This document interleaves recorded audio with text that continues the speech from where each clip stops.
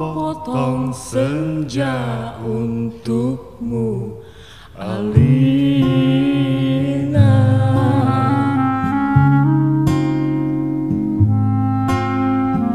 Ku kirim padamu sepotong senja yang lembut,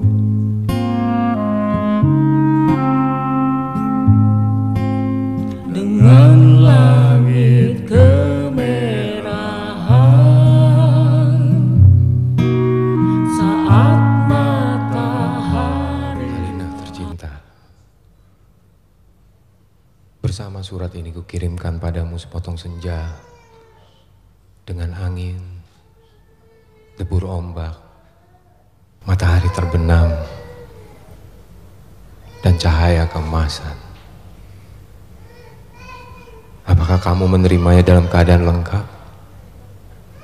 Seperti setiap senja di setiap pantai, tentu saja ada juga burung-burung, pasir yang basah, siluet batu karang, dan barangkali juga perahu lewat di kejauhan. Maaf, aku tidak sempat menelitinya satu persatu. Mestinya ada juga lokan, batu yang berwarna-warni dan bias cahaya cemerlang yang berkeretap pada buih yang bagaikan impian. Selalu saja membuat aku mengangankan segala hal yang paling mungkin kulakukan bersamamu. Meski aku tahu semua itu akan tetap tinggal sebagai kemungkinan yang entah kapan menjadi kenyataan.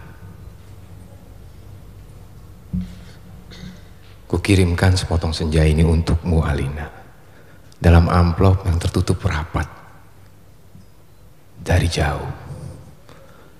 Karena aku ingin memberikan sesuatu yang lebih dari sekedar kata-kata.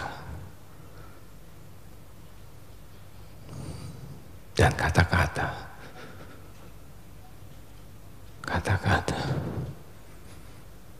ternyata tidak mengubah apa-apa. Aku tidak akan menambahkan kata-kata yang sudah tak terhitung jumlahnya dalam sejarah kebudayaan manusia, Alina. Untuk apa? Kata-kata tidak ada gunanya dan selalu sia-sia. Lagi pula siapakah yang masih sudi mendengarnya? Di dunia ini semua orang sibuk berkata-kata tanpa pernah mendengar kata-kata orang lain. Mereka berkata-kata tanpa peduli apakah ada orang lain yang mendengarnya. Bahkan mereka juga tidak peduli dengan kata-katanya sendiri.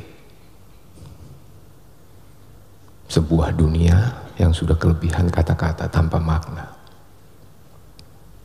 Kata-kata sudah luber dan tidak dibutuhkan lagi.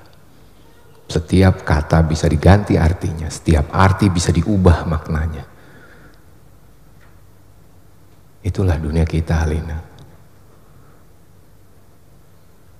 Kukirimkan sepotong senja untukmu, Alina, bukan kata-kata cinta.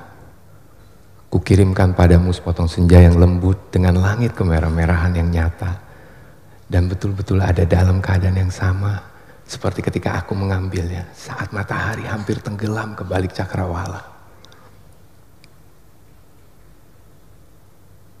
Alina yang manis, Alina yang sendu. Akan kuceritakan padamu bagaimana aku mendapatkan senja itu untukmu. Sore itu, aku duduk seorang diri di tepi pantai, memandang dunia yang terdiri dari waktu, memandang bagaimana ruang dan waktu bersekutu, menjelmakan alam itu untuk mataku. Di tepi pantai, di tepi bumi, semesta adalah sapuan warna keemasan dan lautan adalah cairan logam. Meski buih pada debur ombak yang menghepas itu tetap saja putih seperti kapas. Dan langit tetap saja ungu, dan angin tetap saja lembab dan basah, dan pasir tetap saja hangat ketika kususupkan kakiku ke dalamnya. Kemudian tiba-tiba senja dan cahaya gemetar. Keindahan berkutat melawan waktu dan aku tiba-tiba teringat padamu. Barangkali senja ini bagus untukmu, pikirku. Maka aku potong senja itu sebelum terlambat. Kukerat pada 4 sisi, lantas kumasukkan dalam saku. Dengan begitu keindahan itu bisa abadi dan aku bisa memberikannya padamu. Setelah itu aku berjalan pulang dengan perasaan senang dan aku tahu kamu akan menyukainya. Karena aku tahu itulah senja yang selalu kamu bayangkan untuk kita. Aku tahu kamu selalu membayangkan hari libur yang panjang, perjalanan yang jauh, dan barangkali sepasang kursi malas pada sepotong senja di sebuah pantai di mana kita akan bercakap-cakap sembari memandang langit sambil berangan-angan, sambil bertanya-tanya apakah semua ini memang benar-benar telah terjadi. Kini, senja itu bisa kamu bawa kemana-mana. Ketika aku meninggalkan pantai itu, kulihat orang-orang datang berbondong-bondong. Ternyata mereka menjadi gempar karena senja telah hilang. Kulihat cakrawala itu berlubang sebesar kartu pos. Alina sayang, semua ini telah terjadi dan kejadiannya akan tetap seperti itu. Aku telah sampai ke mobil ketika di antara kerumunan itu kulihat seseorang menunjuk-nunjuk ke arahku. Dia yang mengambil senja itu. Saya lihat dia yang mengambil senja itu. Kulihat orang-orang itu melangkah ke arahku. Melihat gelagat itu aku segera masuk mobil dan tancap gas. Catat nomornya, catat nomornya. Aku melejit ke jalan raya, aku kebut mobilku tanpa perasaan panik. Aku sudah berniat memberikan senja itu untukmu. Dan hanya untukmu saja Alina. Tak seorang pun boleh mengambilnya dariku. Cahaya senja yang kemasan itu berbinar-binar di dalam saku. Aku merasa cemas karena meskipun kaca mobilku gelap, tapi cahaya senja itu tentu cukup terang dilihat dari luar. Dan ternyata cahaya senja itu memang menembus segenap celah dalam mobilku sehingga mobilku itu meluncur dengan cahaya cemerlang ke aspal maupun ke angkasa. Dari radio yang kusetel aku tahu, berita tentang hilangnya senja telah tersebar kemana-mana. Dari televisi, dalam mobil, bahkan kulihat potretku sudah terpampang. Aduh, baru hilang satu senja saja sudah paniknya seperti itu. Apa nggak bisa nunggu besok? Bagaimana kalau setiap orang mengambil senja untuk pacarnya masing-masing? Barangkali memang sudah waktunya dibuat senja tiruan yang bisa dijual di toko-toko, dikemas dalam kantong plastik dan dijual di kaki lima. Sudah waktunya senja diproduksi besar-besaran supaya bisa dijual anak-anak pedagang asongan di perempatan jalanan. Senja, senja, cuma 1.003. Di jalan tol mobilku melaju masuk kota. Aku harus hati-hati karena semua orang mencariku. Sirene mobil polisi meraung di mana-mana. Cahaya kota yang tetap gemilang tanpa senja membuat cahaya kemasan dari dalam mobilku tidak terlalu kentara. Lagi pula di kota tidak semua orang peduli apakah senja hilang atau tidak. Di kota kehidupan berjalan tanpa waktu. Tidak peduli pagi, siang, sore atau malam. Jadi tidak pernah penting senja itu ada atau hilang. Senja itu cuma penting untuk turis yang suka memotret matahari terbenam. Boleh jadi hanya demi alasan itulah senja yang kubawa ini dicari-cari polisi. Sirene polisi mendekat dari belakang. Dengan pengeras suara, polisi itu memberi peringatan. Pengemudi mobil Porsche abu-abu metalik nomor SG 19658A harap berhenti. Ini polisi.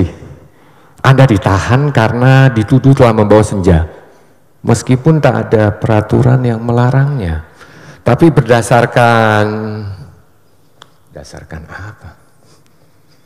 Aku tidak sudi mendengarnya lebih lama lagi.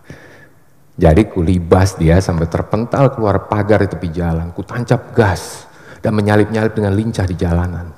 Dalam waktu singkat kota sudah penuh dengan raungan sirene polisi. Terjadi kejar-kejaran yang seru. Tapi aku lebih tahu seluk-beluk kota. Jalanan dengan cahaya yang bermain warna, gang-gang gelap yang tak pernah tercatat dalam buku alamat, lorong-lorong rahasia yang hanya diperuntukkan bagi orang-orang bawah tanah. Satu mobil terlempar jalan layang. Satu mobil lagi tersesat di sebuah kampung.